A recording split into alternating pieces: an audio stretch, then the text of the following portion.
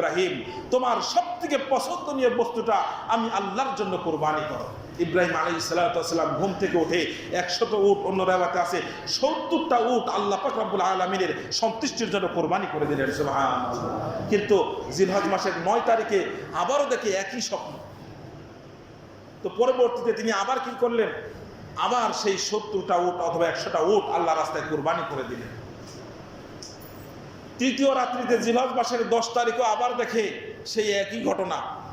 তখন তিনি আর তার বুঝতে বাকি রইল না, তিনি বুঝে ফেললেন যে আল্লাহ পাক রব্বুল আলামিন আমার কাছে আমার সবথেকে প্রাণাধিক প্রিয় পুত্র আমার সন্তান ইসমাইলকেই আল্লাহ তাআলা চাচ্ছেন, ইসমাইলকেই আল্লাহ তাআলা কুরবানি করার হুকুম প্রদান করেছেন। সুবহানাল্লাহ।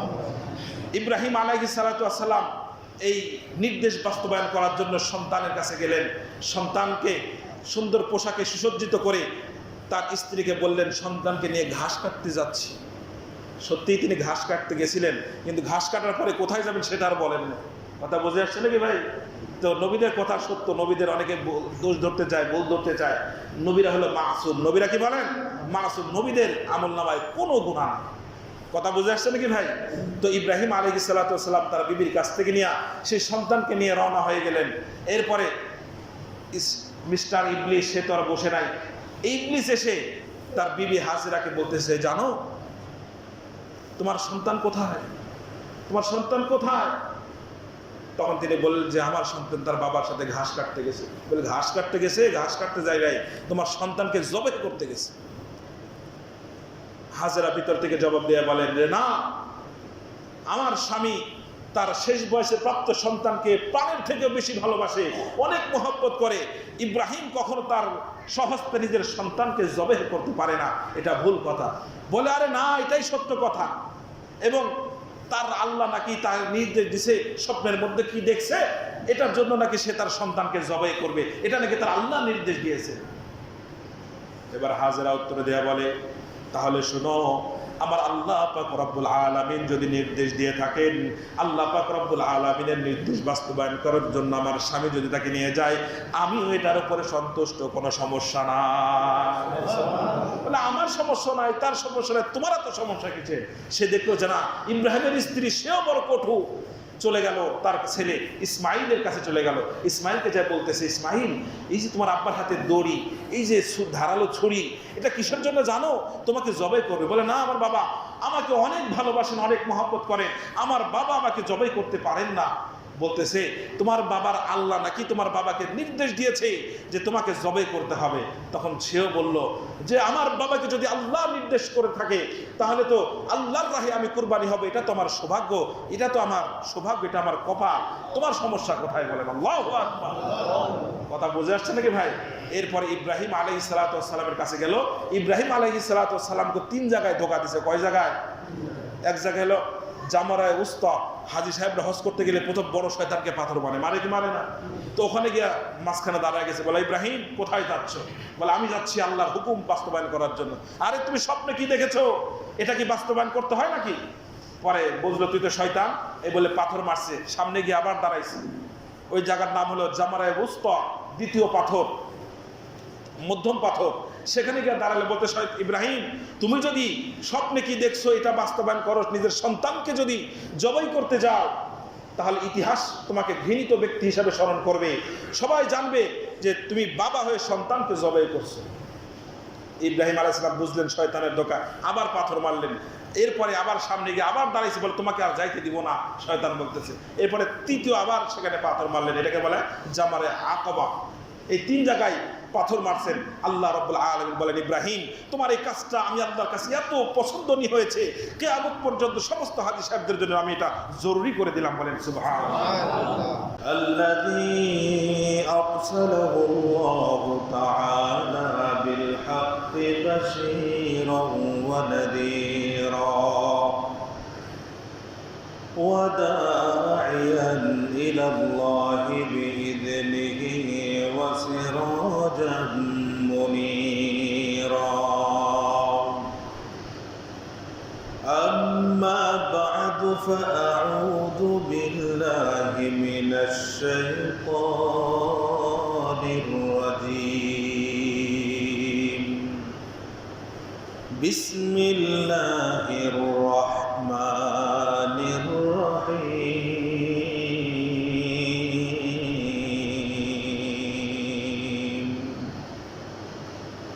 وقال إني ذاهب إلى ربي سيهدين رب هب لي من الصالحين فبشرناه بغلام حليم فلما بلغ معه السعي قال يا بني إني أرى في المنام أني أذبحك فانظر ماذا ترى قال يا أبت افعل ما تؤمر ستجدني إن شاء الله من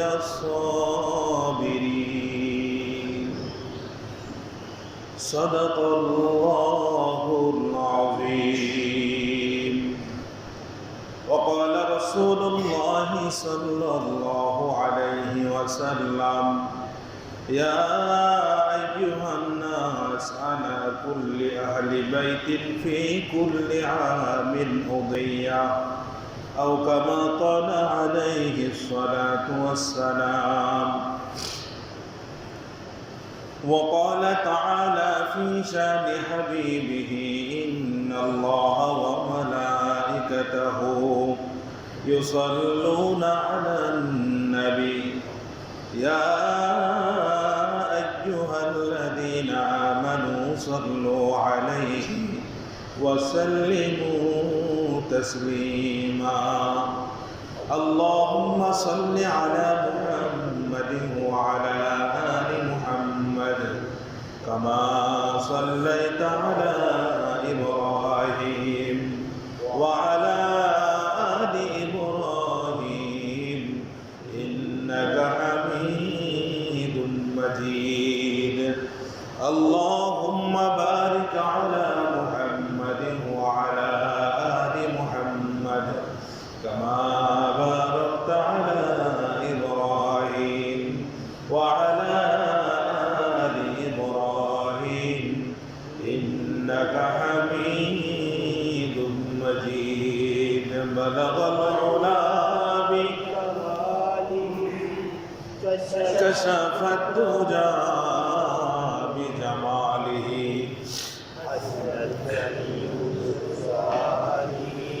صلوا عليه وآله رحمير مسكن رحمير مسكن حوالي كعبة بولي مير مدفع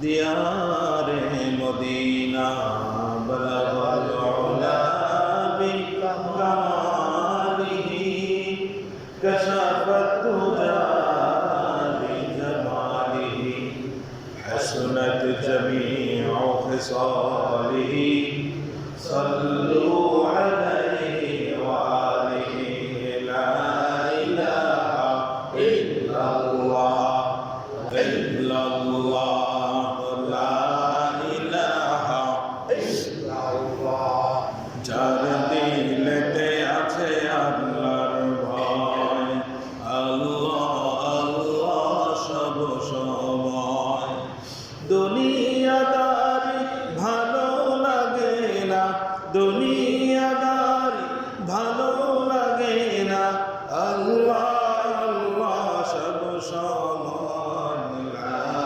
ইলাহা ইল্লাল্লাহ লা ইলাহা ইল্লাল্লাহ লা ইলাহা ইল্লাল্লাহ লা ইলাহা ইল্লাল্লাহ মুহাম্মাদুর রাসূলুল্লাহ সাল্লাল্লাহু আলাইহি ওয়াসাল্লাম मकबूल तो है साज है काबिल तो बहुत है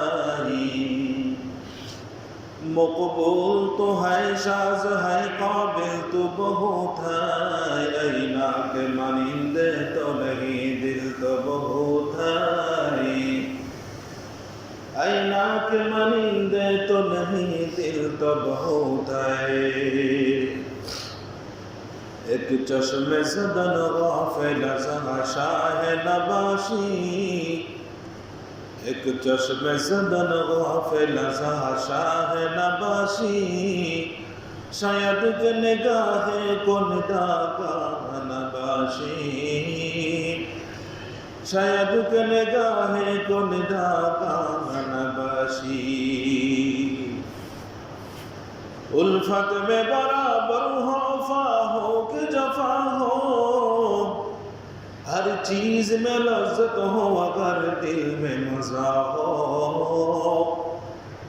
हर चीज में लज्जत हो अगर दिल में मजा हो। अल्हम्दुलिल्लाह अल्लाह रब्बुल आलमीনের দরবারে লাখো কোটি শুকর ও সুজুদ যে আল্লাহ রব্বুল আলামিন আমাদের সবাইকে জুমার নামাজ আদায় করতে আসবার তৌফিক দান করেছেন, সুস্থ রেখেছেন।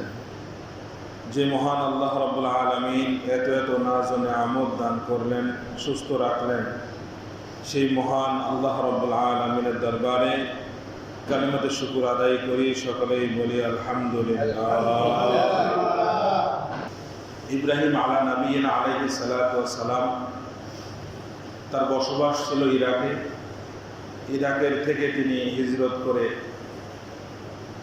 ইরাকের বেবিলন শহর থেকে হিজরত করে তিনি সিরিয়ার উদ্দেশ্যে যখন রওনা হলেন, শামের উদ্দেশ্যে যখন রওনা হলেন, তো প্রতিমধ্যে মিশর অতিক্রমকালে মিশরের সম্রাট তদানীন্তনকালীন ফেরাউন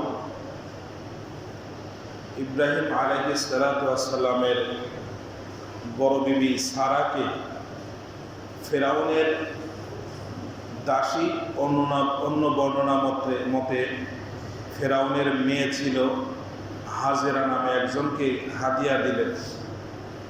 ইব্রাহিম আলাইহিস সালাতু ওয়াস সালামের বড় স্ত্রী সারা সেই হাদিয়াপ্রাপ্ত হাজিরাকে আবার তার স্বামী ইব্রাহিম আলাইহিস সালাতু ওয়াস সালামকে হাদিয়া দিয়ে দিলেন। ইব্রাহিম আলাইহিস সালাতু ওয়াস সালাম তাকে আজাদ করে বিবাহ করে নিলেন। সুবহানাল্লাহ। তো ইব্রাহিম আলাইহিস সালাতু ওয়াস সালামের এখন দুইজন বিবি, একজন হলেন ইরাকীয় স্ত্রী আর একজন হলেন মিশরীয় স্ত্রী। ইরাকীয় যে স্ত্রী সেই স্ত্রী হলেন সারা আলাইহিস সালাম, আর মিশরের স্ত্রীর নাম হলো হযরত হাজেরা আলাইহিস সালাম। ইব্রাহিম আলাইহিস সালাতু ওয়াস সালাম আল্লাহ পাক রব্বুল আলামিনের কাছে দোয়া করলেন, রব্বি হাবলি মিনাস সালিহিন।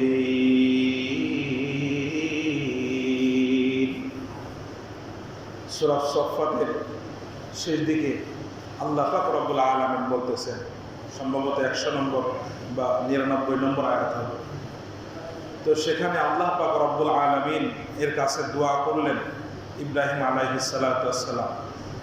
ইব্রাহিম আলাইহিস সালাতু ওয়াস সালামের দীর্ঘকাল সময় কোনো সন্তান লাভ না করা, সন্তান না পাওয়া, এটাও আল্লাহ পাক রব্বুল আলামিনের পক্ষ থেকে আরেকটি পরীক্ষা ছিল। ইব্রাহিম আলাইহিস সালাতু ওয়াস সালামের জীবনটাই ছিল পরীক্ষার জন্য।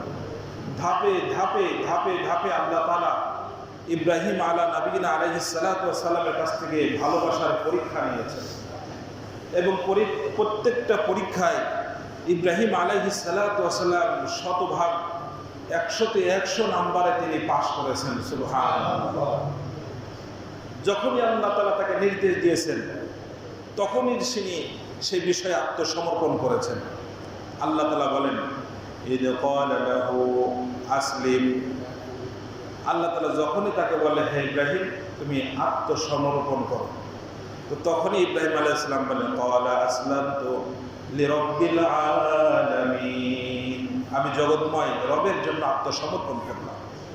যখনই যে কাজের তাকাজা যখন যেই পরীক্ষা ইব্রাহিম আলাইহিস সালাতু ওয়াস সালামের সামনে এসেছে, ইব্রাহিম আলাইহিস সালাতু ওয়াস সালাম অবনত মস্তকে সেই পরীক্ষা গ্রহণ করেছেন এবং আল্লাহ তাআলা ইব্রাহিম আলাইহিস সালামকে সেই পরীক্ষায় পাশও করিয়ে দিয়েছেন। ইব্রাহিম আলাইহিস সালাতু ওয়াস সালামের জীবনভর সন্তান লাভ না করা, আল্লাহ তাআলা ইব্রাহিম আলাইহিস সালাতু ওয়াস সালামকে যে সন্তান দেন নাই, এটাও ইব্রাহিম আলাইহিস সালাতু ওয়াস সালামের জন্য পরীক্ষা ছিল। ইব্রাহিম আলাইহিস সালাতু ওয়াস সালাম জীবনের শেষ প্রান্তে এসে আল্লাহ পাক রব্বুল আলামিনের কাছে দোয়া করলেন, রব্বি হাবলি মিনাস সালিহিন, হে আমার রব, আপনি আমাকে একজন নেককার সহনশীল নেককার সন্তান দান করেন, সৎ একজন নেককার সন্তান দান করেন। নেককার সন্তানের দরকার আছে না নাই? আরে আল্লাহর কাছে সন্তানের জন্য দোয়া করব, কেমন সন্তান? বদকার সন্তান নাকি নেককার সন্তান? আরে এমন সন্তান আল্লাহর কাছে চাইবো যেই সন্তান যেন আমার আপনার জন্য চক্ষুর শীতলতা হয়, যেই সন্তানের দিকে তাকাইলে যেন অটোমেটিক চোখের শীতলতা অর্জন হয়, এমন সন্তান আল্লাহর কাছে চাওয়ার দরকার আছে না? কিন্তু অনেক মানুষ আছে এমন সন্তান তারা লাভ করেছে যেই সন্তান মার কোনো ইজ্জত করে না, সম্মান করে না, মার সাথে দুর্ব্যবহার করে, বাবার সাথে দুর্ব্যবহার করে, মুরব্বীদের ইজ্জত করে না, তাজিম করে না। এমন সন্তান আমাদের সমাজে আছে না? না আমার ভাইয়া দোস্ত বুজুর্গ, মানুষ তো মানুষের পিছনে শয়তান সব সময় লাগানো আছে, সব সময় শয়তান মানুষকে ধোঁকা দিতে থাকে। দুনিয়ার সবার সাথে সব ধরনের আচরণ করা যায়, প্রতিশোধ নেওয়া যায়, কিন্তু কোনোদিন কোনো সন্তান সে যদি নেককার হয়, মা বাবার কাছ থেকে যে কখনো তার প্রতিশোধ গ্রহণ করতে পারে না। ইসলামের বিধি মোতাবেক কেউ যদি কাউকে হত্যা করে তার শাস্তি কি? তাকেও হত্যা করতে হবে। কিন্তু ঘটনাক্রমে কোনো বাবা যদি তার সন্তানকে হত্যা করে ফেলে, এখানে সরাসরি হত্যার হুকুম আসে নাই, এখানে আল্লাহ পাক রব্বুল আলামিন রক্তপণের কথা বলে দিয়েছেন, রক্তপণ আদায় করতে হবে। কারণ সন্তানের পক্ষ থেকে, বাবার পক্ষ থেকে এই কিসাস আদায় করার অনুমতি আল্লাহ তাআলা দেন না। যতটুকু আমার মনে পড়তেছে, অনেক আগে পড়ছি, যতটুকু এই মুহূর্তে আমার এই মাসালাটা মনে পড়তেছে, যে হত্যার বদলে হত্যার যে বিধান, সেই বিধান অন্যান্য মানুষের ক্ষেত্রে, কিন্তু কোনো বাবা কোনো মা যদি ভুলক্রমে কোনো সন্তানকে হত্যা করে ফেলে, তাহলে এর প্রতিশোধে তার মা বাবাকে হত্যা করার হুকুম নাই, রক্তপণ দিতে হবে, অন্যভাবে তার শাস্তির ব্যবস্থা আছে। কথা বুঝে আসছে নাকি ভাই? এটা বলা মাকসাদ হলো যে মা বাবাকে আল্লাহ তাআলা কোন পর্যায়ের ইজ্জতের সম্মান দান করেছেন। আর রাসূল করিম সাল্লাল্লাহু আলাইহি ওয়াসাল্লাম যখন দুনিয়াতে আসলেন, দুনিয়াতে এসে দেখলেন নারীরা অবহেলিত, নারীদের কোনো মান নাই, সম্মান নাই, ইজ্জত নাই। আমার আপনার নবী দুনিয়াতে এসে নারীদের ইজ্জত নিশ্চিত করে তিনি বলেছেন, আল জান্নাতু তাহতা আকদামিল উম্মাহাত, জান্নাত আমি আল্লাহ মায়ের পায়ের নিচে রেখে দিলাম। সুবহানাল্লাহ বলে। এই জন্য সন্তানের জন্য দোয়া করব কার কাছে? আওয়াজ করে বলেন, সন্তান চাইবো কার কাছে? আল্লাহর কাছে সন্তান চাইবো, কারণ সন্তান দেওয়ার মালিক একজন, তিনি কে?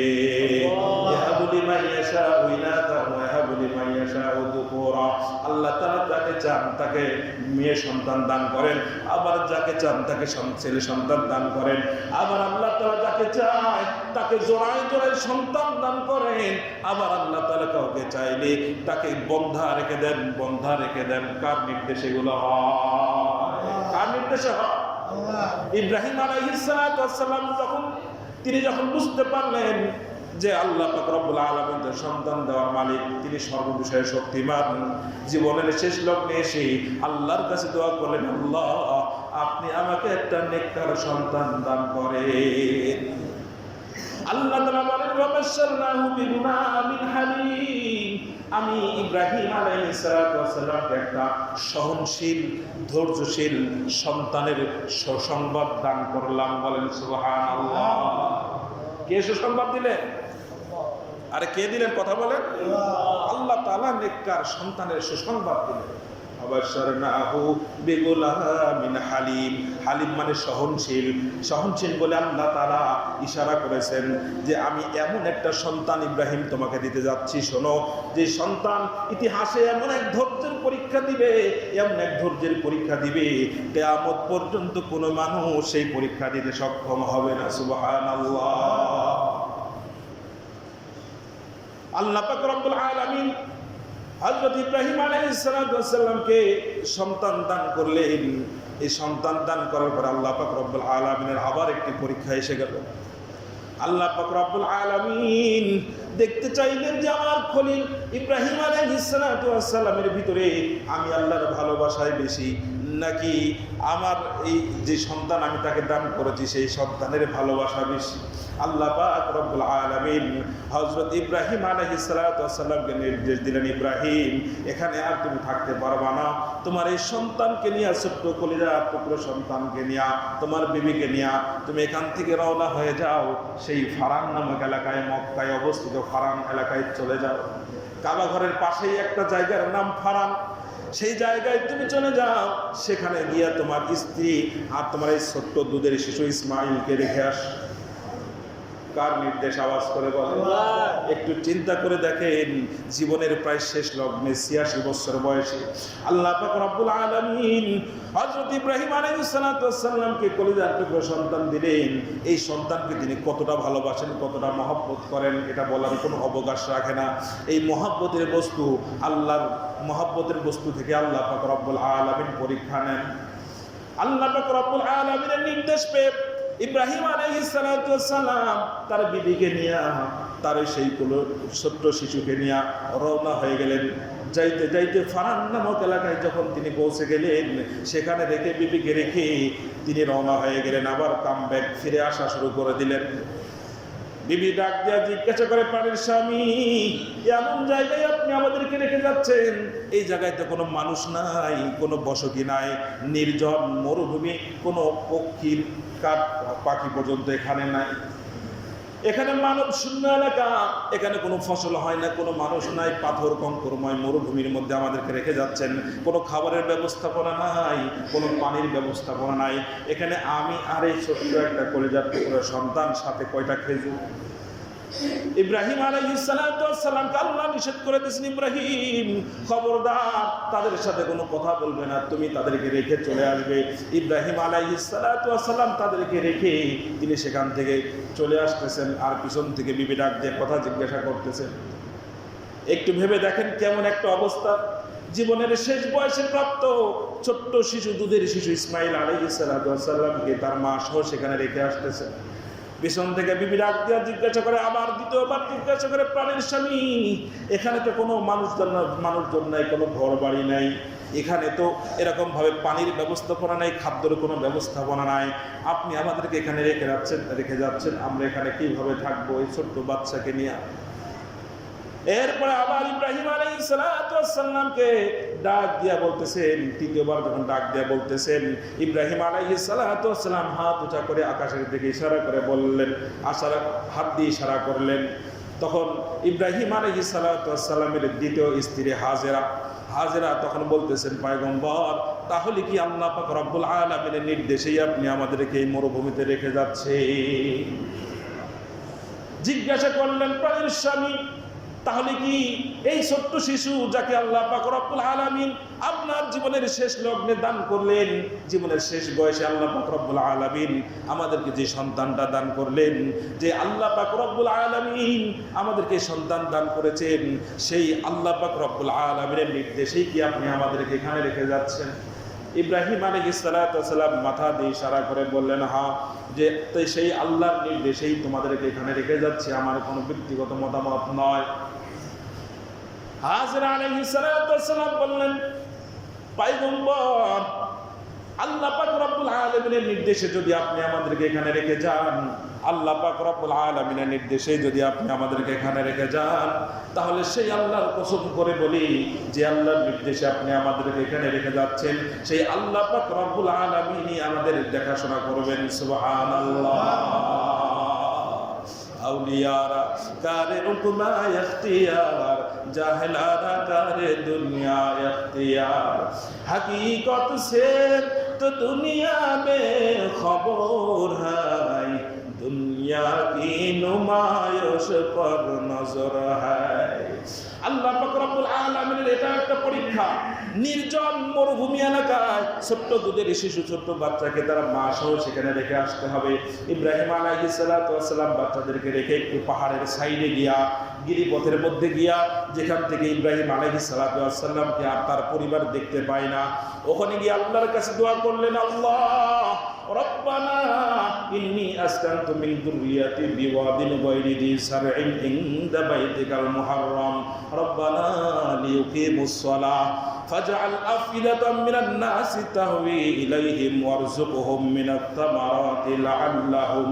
ইয়াশকুরুন আল্লাহ পাক রব্বুল আলামিনের কাছে ইব্রাহিম আবার দোয়া করলেন আল্লাহ ইন্নী আসকানতু মিন যুররিয়াতি আল্লাহ আমার পরিবারের কতকে এইখানে অনুর্বর উপত্যকায় চাষাবাদহীন মানব শূন্য উপত্যকায় আর আমার পরিবারদের কতকে বসবাস করালাম তোমার বাইতুল্লাহর ঘরের পাশেই রব্বানা লিয়ুকিমুস সালাহ আল্লাহ যাতে করে তারা নামাজ কায়েম করে ফাজআল আফিরাতাম মিনান নাসি তাহওয়ি ইলাইহিম আপনি মানুষদের কতকদের হৃদয় তাদের প্রতি ধাবিত করে দেন মানুষদের হৃদয় তাদের প্রতি অনুরাগী করে দেন ওয়ারযুকহুম মিনাত সামারাতি আর তাদেরকে ফল ফ্রুট দ্বারা আপনি রিজিক দান করেন লাআল্লাহুম ইয়াশকুরুন যাতে করে তারা আপনার কৃতজ্ঞতা জ্ঞাপন করে কিতাবের মধ্যে আসছে আল্লাহ পাক রব্বুল আলামিন ইব্রাহিম আলাইহিস সালাতু ওয়াস সালামের দোয়া কবুল করলেন এমন কবুল করছেন কিয়ামত পর্যন্ত আরব ওয়ালারা সেই দোয়ার ফল উপভোগ করতেছে সুবহানাল্লাহ সারা দেশে যেই ফল নাই বিনা অন্য মৌসুমের ফল সেটা মক্কা মদিনাতে কি করা যায় পাওয়া যায় কার দোয়ার বদলতে ইব্রাহিম আলাইহিস সালাতু ওয়াস সালামের দোয়ার বদলতে ইব্রাহিম আলাইহিস সালাতু ওয়াস সালাম যখন তিনি ওখানে রেখে চলে আসলেন আর দোয়া করে আসলেন কিতাবের মধ্যে আসতে হাজেরার কাছে যে খাদ্যগুলো ছিল সব কিছু শেষ হয়ে যায় শেষ হওয়ার পরে মা যখন খাদ্য অভাবের মধ্যে থাকে খাদ্য পায় না ঠিক মতো অটোমেটিক বুকের দুধ শুকিয়ে যায় দুধ থাকে না ছোট্ট শিশু ইসমাইল গলা শুকায় যাচ্ছে কিতাবের মধ্যে আসছে এক পর্যায়ে মা তার ভিজা জিহ্বা ওই শিশু ইসমাইলের মুখের মধ্যে দান করছেন সুবহানাল্লাহ কিন্তু তারপরে যখন জিহ্বা শুকায় গেল এখন কি অবস্থা হবে বান্দার চেষ্টা যেখান থেকে শেষ হয় সেই জায়গা থেকে আল্লাহ পাক রব্বুল আলামিনের সাহায্য শুরু হয় আল্লাহ পাক রব্বুল আলামিন আস্তে আস্তে সব কিছুর ব্যবস্থা করবেন কিন্তু সময়ের ব্যাপার হাজরা আলাইহিস সালাতু ওয়াস সালাম সাফা পর্বতে উঠলেন কিছু তালাশ করার জন্য আশেপাশে পানি দেখা যায় কিনা দেখি আবার সাফা পর্বত থেকে মারওয়ার পর্বতের দিকে দৌড় দিয়ে গেলেন এরকম ভাবে তিনি 7 বার এই পাহাড় থেকে ওই পাহাড় সাফা মারওয়া সাই করলেন আল্লাহ পাক রব্বুল আলামিন বলেন হাজরা আমি আল্লাহ পাক রব্বুল আলামিন তোমার এই কাজকে এত পছন্দ করেছি এত ভালোবেসেছি আমার কাছে এত ভালো লেগেছে কিয়ামত পর্যন্ত যত হাজী সাহেবগণ আসবে প্রত্যেক হাজী সাহেবদের উপরে আমি কাজটা অবশ্যই করে দিলাম সুবহানাল্লাহ প্রত্যেকটা হাজী সাহেবের এই সাফা মারওয়া সাই করা কি ওয়াজিব একটু জোরে জোরে দৌড়াইতে হবে এরপরে সাফা মারওয়া থেকে মাঝে মধ্যে একটু উকি মেরে দেখতেছিলেন ইসমাইলের অবস্থা কি ইসমাইল পানির অভাবে তৃষ্ণায় ছটফট করতেছিল কিন্তু হঠাৎ করে যখন সপ্তম সাই তখন তিনি দেখলেন যে তার কাছে একজন সুদর্শন যুবকের আগমন সুদর্শন যুবকের মতো দেখা যায় কিতাবের মধ্যে আসে হযরত জিবরাইল আলাইহিস সালাতু ওয়াস সালাম সেখানে আগমন করেছেন জিবরাইল আলাইহিস সালাতু ওয়াস সালামের কাছে দৌড় দিয়ে আসলেন এসে দেখলেন যে পাশে একজন সুন্দর মানব সুন্দর দেখতে খুব চেহারা আকৃতি ভালো তিনি বললেন যে পানির ব্যবস্থা আল্লাহ তাআলা করে দিয়েছেন আমার পায়ের দিকে তাকাও অথবা তারপরে আরেক রিওয়ায়াতে আসছে শিশু ইসমাইলের পায়ের দিকে তাকাও আল্লাহ পাক রব্বুল আলামিনের এই হুকুম যখন আসলো হাজরা আলাইহিস সালাতু ওয়াস সালাম শিশু ইসমাইলের পায়ের দিকে চেয়ে দেখে আল্লাহ পাক রব্বুল আলামিন জমজম কূপের পানি প্রবাহমান করে দিয়েছে বান্দার চেষ্টা যেখান থেকে শেষ সেখান থেকে কার সাহায্য শুরু হয় এরপরে যে খেজুর ছিল খেজুরের বিচিগুলো যেখানে ছিটিয়ে দিল সেখানে আল্লাহ পাক রব্বুল আলামিন গাছের ব্যবস্থা করে দিলেন শুধু গাছটার সাথে সাথে গাছও হয়ে গেল আবার গাছে আল্লাহ তাআলা সাথে সাথে খেজুরও দান করে দিলেন সুবহানাল্লাহ পানির ব্যবস্থাও হলো, খাবারের ব্যবস্থা হলো। একটা ব্যবসায়ী কাফেলা পাশ দিয়ে যাইতেছিল, দেখে আকাশের উপরে পাখি উড়ে। মরুভূমির নিয়ম হলো যেখানে পাখি উড়ে নিশ্চয়ই সেখানে কোনো পানির ব্যবস্থা আশেপাশের মধ্যে থাকে। সেই ব্যবসায়ী কাফেলা সেখানে এসে দেখলো যে সেখানে সুন্দর এক কূপের ব্যবস্থা। আল্লাহ পাক রব্বুল আলামিনের নির্দেশে সেই কাফেলা সেখানে এসে পানি সংগ্রহের জন্য আসলো। কিন্তু এই কূপের মালিক ছিল হাজেরা আর ইসমাইল আলাইহিস সালাতু ওয়াস সালাম। তারা সেখানে চাইলো যে আমাদেরকে বসবাস করার সুযোগ দেন। এত সুন্দর কূপের পানি, যেই কূপের পানি খাইলে শুধু তৃষ্ণাই নিবারণ হয় না, কিতাবের মধ্যে আসছে কূপের পানি খাইলে যেরকম ভাবে তৃষ্ণা নিবারণ হয়, ঠিক তদ্রূপ ভাবে ক্ষুধা পর্যন্ত নিবারণ হয়ে যায়। সুবহানাল্লাহ। আব জমজম খুরদা বুদাম আবে শুরা কাই কোনাম বাদশাহী করদা বুদাম পাসে বানি কাই কোনাম। আল্লাহ পাক রব্বুল আলামিন সব কিছু ব্যবস্থা করে দিলেন। আর ওই মানুষজন ইব্রাহিম আলাইহিস সালাতু ওয়াস সালাম আল্লাহর কাছে দোয়া করলেন, ফাজআল আফইদাতাম মিনান নাসি তাহওয়ি ইলাইহিম, আপনি কিছু মানুষদের হৃদয় তাদের প্রতি অনুরাগী করে দেন। ওই ব্যবসায়ী কাফেলা এসে সেখানে থাকা শুরু করলো। আস্তে আস্তে সেখানে বসবাস গড়ে উঠলো, বস্তি গড়ে উঠলো, মানুষের বসবাস শুরু হইলো। এভাবে আস্তে আস্তে ইব্রাহিম ইসমাইল আলাইহিস সালাতু ওয়াস সালাম বড় হতে শুরু করলেন। কিতাবের মধ্যে আসছে একটা সোয়ারের ব্যবস্থা আল্লাহ তাআলা ইব্রাহিমকে করে দিয়েছিলেন। উনি মাঝে মধ্যে আসতেন, দেখা সাক্ষাৎ করার জন্য আসতেন, খোঁজখবর নেওয়ার জন্য আসতেন। সেটাকে বুরাক বলা হয়। খুব দ্রুত গতিতে সেটা চলতে পারত। এবং এই বুরাক দিয়েই আল্লাহ পাক রব্বুল আলামিন আখেরি পয়গম্বর জনাবে মুহাম্মদ রাসূলুল্লাহ সাল্লাল্লাহু আলাইহি ওয়াসাল্লামের মসজিদে হারাম থেকে এরকম ভাবে 7 আসমান পর্যন্ত সফরের ব্যবস্থা করে দিয়েছেন। সুবহানাল্লাহ। এরপরে আল্লাহ পাক রব্বুল আলামিনের নির্দেশ পেয়ে ইব্রাহিম আলাইহিস সালাতু ওয়াস সালাম ওই বাচ্চার কাছে আসলেন। এই আসার সময়ের মধ্যে অনেকগুলো ঘটনা ঘটে গেছে। ওইদিকে যে তার বড় বিবি ছিল সারা, তাকে কিন্তু আল্লাহ পাক রব্বুল আলামিন আরেকটা সন্তান দান করেছেন। সুবহানাল্লাহ। তখন ইব্রাহিম আলাইহিস সালাতু ওয়াস সালামের বয়স ছিল 120 বছর, আর এক রাওয়াতে আসছে 99 বছর, 100 বছর। 120 বছর বয়সে আল্লাহ পাক রব্বুল আলামিন হযরত ইব্রাহিম আলাইহিস সালাতু ওয়াস সালামকে আরেকটা সন্তান দান করলেন। সেই সন্তানের নাম হলো ইসহাক। সেই সন্তানের নাম কি? এবং এই ইসহাকের পরম্পরায় আল্লাহ পাক রব্বুল আলামিন অগণিত অসংখ্য হাজার হাজার পয়গম্বর আল্লাহ তাআলা পাঠাইছেন। সুবহানাল্লাহ। কিন্তু ইসমাইল জবিহুল্লাহ, যার সাথে কুরবানির ইতিহাস সম্পৃক্ত, তার বংশে আল্লাহ পাক রব্বুল আলামিন কোনো নবী পাঠান নাই, শুধু একজন নবী পাঠাইছেন। তিনি হলেন আখেরি পয়গম্বর জনাবে মুহাম্মদুর রাসূলুল্লাহ সাল্লাল্লাহু আলাইহি ওয়াসাল্লাম। কথা বুঝা যাচ্ছে ভাই? বুঝতে বুঝুন। ইব্রাহিম আলাইহিস সালাতু ওয়াস সালামের বিবির কাছে সুদর্শন কয়জন মানুষ, কোনরা ভাতে 6 জন, 4 জন, 8 জন, 10 জন এরকম মানুষ আসছে। আসার পর ইব্রাহিম আলাইহিস সালাতু ওয়াস সালাম সুন্দর করে একটা গরু ভুনা করে নিয়ে আসছে খাওয়ার জন্য, কিন্তু তারা খায় না। ওরা জিজ্ঞাসা করলো, কি ব্যাপার, আপনারা খান না, ব্যাপার কি? আপনারা তো অপরিচিত। সন্দেহজনক মনে হইল। তখন তারা বলল যে আমরা এসেছি 2টা কারণে। কয়টা কারণে এসেছি? আল্লাহ তাআলা আমাদেরকে পাঠিয়েছেন 1 নম্বর আপনাকে সুসংবাদ দেওয়ার জন্য, আপনার যে বিবি, আপনার ইরাকীয় যে বিবি সারা, তার গর্ভে আল্লাহ তাআলা একটা সন্তান দান করবেন। সুবহানাল্লাহ। এই খবর শুনে ফাসাক্কাত ওয়াজহাহা, কিতাবের কোরআনুল কারীমের মধ্যে আসছে, তার বিবি চিল্লাইতে চিল্লাইতে ঘরের থেকে গাল থাবড়াইতে আসছে যে আমি একতে হলো বৃদ্ধা, আবার অপর দিকে হলো আমি বন্ধা, আল্লাহ তাআলা আমার গর্ভে কি বাচ্চা দিবেন? তখন ফেরেশতারা শুনে আল্লাহ পাক রব্বুল আলামিন যা চান সেটা করেন। আল্লাহ তাআলা যা চান সব কিছু আল্লাহ তাআলা করতে পারেন, বলেন সুবহানাল্লাহ। তার গর্ভেই আল্লাহ তাআলা সন্তান দিলেন। সেই সন্তানের নাম কি? ইসহাক আলাইহিস সালাম। আরেকটি কারণ এসেছে যে হে ইব্রাহিম, আপনার ভাতিজা লূত আলাইহিস সালাতু ওয়াস সালামের কওমেরা পাপাচারে লিপ্ত হয়েছে, তাদেরকে শাস্তি দিয়ে আমরা ধ্বংস করে দিব, এই জন্য আমরা এসেছি। কথা বুঝে আসছে নাকি ভাই? মানুষ যখন পাপাচারে লিপ্ত হয় তখন আসমানের পক্ষ থেকে শাস্তি এসে তাদেরকে ধ্বংস করে দেওয়া হয়। কথা বুঝে আসছে নাকি ভাই? এই জন্য পাপাচার থেকে দূরে থাকবো তো ইনশাআল্লাহ। বিবাহ শাদীর অনুষ্ঠানে গান বাজনা বন্ধ করে দেন না, কি লাভ বলেন? শব্দ দূষণ কি লাভ বলেন? আল গিনা রতিউ জিনা। গান বাজনা কিসের মন্ত্র? জিনাহের মন্ত্র।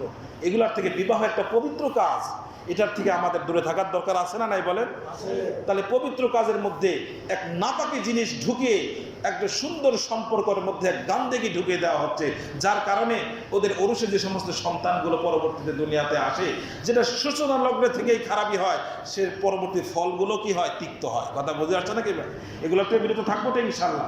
এরপরে ইব্রাহিম আলাইহিস সালাতু ওয়াস সালামের যেই দ্বিতীয় স্ত্রী, মিশর স্ত্রীর গর্ভে যে আল্লাহ তাআলা ইসমাঈল আলাইহিস সালাতু ওয়াস সালামকে দিলেন, এই ইসমাঈল আলাইহিস সালাতু ওয়াস সালামের আরেকটা পরীক্ষা ছিল তো বনবাসে দেওয়া এবং সে সন্তানকে রেখে আসা। পরবর্তীতে আল্লাহ তাআলা আবার আরেকটি পরীক্ষা তাদের কাছ থেকে নেবেন। আল্লাহ পাক রব্বুল আলামিন তাকে স্বপ্নে দেখাইলেন জিলহজ মাসের 8 তারিখে। কয় তারিখে? জিলহজ মাসের কয় তারিখে? জিলহজ মাসের 8 তারিখে আল্লাহ তাআলা স্বপ্নে দেখালেন, ইব্রাহিম তোমার সবথেকে পছন্দনীয় বস্তুটা আমি আল্লাহর জন্য কুরবানি করো। ইব্রাহিম আলাইহিস সালাতু ওয়াস সালাম ঘুম থেকে উঠে 100 উট, অন্য রাওয়াতে আছে 70টা উট আল্লাহ পাক রব্বুল আলামিনের সন্তুষ্টির জন্য কুরবানি করে দিলেন। সুবহানাল্লাহ। কিন্তু জিলহজ মাসের 9 তারিখে আবারও দেখে একই স্বপ্ন। তো পরবর্তীতে তিনি আবার কি করলেন? আবার সেই 70টা উট অথবা 100টা উট আল্লাহ রাস্তায় কুরবানি করে দিলেন। তৃতীয় রাত্রিতে জিলহজ মাসের 10 তারিখও আবার দেখে সেই একই ঘটনা। তখন তিনি আর তার বুঝতে বাকি রইল না, তিনি বুঝে ফেললেন যে আল্লাহ পাক রব্বুল আলামিন আমার কাছে আমার সবথেকে প্রাণাধিক প্রিয় পুত্র, আমার সন্তান ইসমাঈলকেই আল্লাহ তাআলা চাচ্ছেন, ইসমাঈলকেই আল্লাহ তাআলা কুরবানি করার হুকুম প্রদান করেছেন। সুবহানাল্লাহ। ইব্রাহিম আলাইহিস সালাতু ওয়াস সালাম এই নির্দেশ বাস্তবায়ন করার জন্য সন্তানের কাছে গেলেন। সন্তানকে সুন্দর পোশাকে সুসজ্জিত করে তার স্ত্রীকে বললেন, সন্তানকে নিয়ে ঘাস কাটতে যাচ্ছি। সত্যিই তিনি ঘাস কাটতে গেছিলেন, কিন্তু ঘাস কাটার পরে কোথায় যাবেন সেটা আর বলেন না। কথা বুঝে আসছে নাকি ভাই? তো নবীদের কথা সত্য, নবীদের অনেকে দোষ ধরতে চায়, ভুল ধরতে চায়। নবীরা হলো মাসুম। নবীরা কি বলেন? মাসুম। নবীদের আমল নামায় কোনো গুনাহ নেই। কথা বুঝে আসছে নাকি ভাই? তো ইব্রাহিম আলাইহিস সালাতু ওয়াস সালাম তার বিবির কাছ থেকে নিয়ে সেই সন্তানকে নিয়ে রওনা হয়ে গেলেন। এরপরে মিস্টার ইবলিস সে তো আর বসে নাই। ইবলিস এসে তার বিবি হাজেরাকে বলতেছে, জানো তোমার সন্তান কোথায়? তোমার সন্তান কোথায়? তখন তিনি বললেন যে আমার সন্তান তার বাবার সাথে ঘাস কাটতে গেছে। বলে ঘাস কাটতে গেছে? ঘাস কাটতে যায় নাই, তোমার সন্তানকে জবাই করতে গেছে। হাজেরা ভিতর থেকে জবাব দিয়ে বলেন যে না, আমার স্বামী তার শেষ বয়সে প্রাপ্ত সন্তানকে প্রাণের থেকেও বেশি ভালোবাসে, অনেক মহব্বত করে। ইব্রাহিম কখনো তার স্বহস্তে নিজের সন্তানকে জবাই করতে পারে না, এটা ভুল কথা। বলে আরে না, এটাই সত্য কথা। এবং তার আল্লাহ নাকি তার নির্দেশ দিছে, স্বপ্নের মধ্যে কি দেখছে এটার জন্য নাকি সে তার সন্তানকে জবাই করবে, এটা নাকি তার আল্লাহ নির্দেশ দিয়েছে। এবার হাজেরা উত্তরে দেয়া বলে, তাহলে শোনো, আমার আল্লাহ পাক রব্বুল আলামিন যদি নির্দেশ দিয়ে থাকেন, আল্লাহ পাক রব্বুল আলামিনের নির্দেশ বাস্তবায়ন করার জন্য আমার স্বামী যদি তাকে নিয়ে যায়, আমিও এটার উপরে সন্তুষ্ট, কোনো সমস্যা নাই। বলে আমার সমস্যা নাই, তার সমস্যা নাই, তোমার তো সমস্যা কিসে? সে দেখলো যে না, ইব্রাহিমের স্ত্রী সেও বড় কঠোর। চলে গেল তার ছেলে ইসমাইলের কাছে চলে গেল। ইসমাইলকে যা বলতেছে, ইসমাইল এই যে তোমার আব্বার হাতে দড়ি, এই যে ধারালো ছুরি, এটা কিসের জন্য জানো? তোমাকে জবাই করবে। বলে না, আমার বাবা আমাকে অনেক ভালোবাসেন, অনেক মহব্বত করেন, আমার বাবা আমাকে জবাই করতে পারেন না। বলতেছে তোমার বাবার আল্লাহ নাকি তোমার বাবাকে নির্দেশ দিয়েছে যে তোমাকে জবাই করতে হবে। তখন সেও বলল যে আমার বাবাকে যদি আল্লাহ নির্দেশ করে থাকে তাহলে তো আল্লাহর রাহে আমি কুরবানি হবে, এটা তো আমার সৌভাগ্য, এটা তো আমার সৌভাগ্য, এটা আমার কপাল। তোমার সমস্যা কোথায়? বলেন আল্লাহু আকবার। কথা বুঝে আসছে নাকি ভাই? এরপরে ইব্রাহিম আলাইহিস সালাতু ওয়াস সালামের কাছে গেল। ইব্রাহিম আলাইহিস সালাতু ওয়াস সালামকে 3 জায়গায় ধোঁকা দিয়েছে। কয় জায়গায়? এক জায়গায় হলো জামারায় উস্তা, হাজী সাহেবরা হজ করতে গেলে প্রথম বড় শয়তানকে পাথর মারে কি মারে না? তো ওখানে গিয়া মাঝখানে দাঁড়ায় গেছে। বলে ইব্রাহিম কোথায় যাচ্ছ? বলে আমি যাচ্ছি আল্লাহর হুকুম বাস্তবায়ন করার জন্য। আরে তুমি স্বপ্নে কি দেখেছো? এটা কি বাস্তবায়ন করতে হয় নাকি? পরে বুঝলো তুই তো শয়তান, এই বলে পাথর মারছে। সামনে গিয়ে আবার দাঁড়াইছে। ওই জায়গার নাম হলো জামারায় উস্তা, দ্বিতীয় পাথর, মধ্যম পাথর। সেখানে গিয়ে দাঁড়ালে বলতে, ইব্রাহিম তুমি যদি স্বপ্নে কি দেখছো এটা বাস্তবায়ন করো, নিজের সন্তানকে যদি জবাই করতে যাও তাহলে ইতিহাস তোমাকে ঘৃণিত ব্যক্তি হিসাবে স্মরণ করবে, সবাই জানবে যে তুমি বাবা হয়ে সন্তানকে জবাই করছো। ইব্রাহিম আলাইহিস সালাম বুঝলেন শয়তানের ধোঁকা, আবার পাথর মারলেন। এরপরে আবার সামনে গিয়ে আবার দাঁড়াইছে, বলে তোমাকে আর যাইতে দিব না, শয়তান বলতেছে। এরপরে তৃতীয় আবার সেখানে পাথর মারলেন। এটাকে বলে জামারে আকবা। এই 3 জায়গায় পাথর মারছেন। আল্লাহ রাব্বুল আলামিন বলেন, ইব্রাহিম তোমার এই কাজটা আমি আল্লাহর কাছে এত পছন্দনীয় হয়েছে, কিয়ামত পর্যন্ত সমস্ত হাজী সাহেবদের জন্য আমি এটা জরুরি করে দিলাম। বলেন সুবহানাল্লাহ। আল্লাহ পাক রব্বুল আলামিন আমাদের সবাইকে জানার বোঝার তৌফিক দান করেন।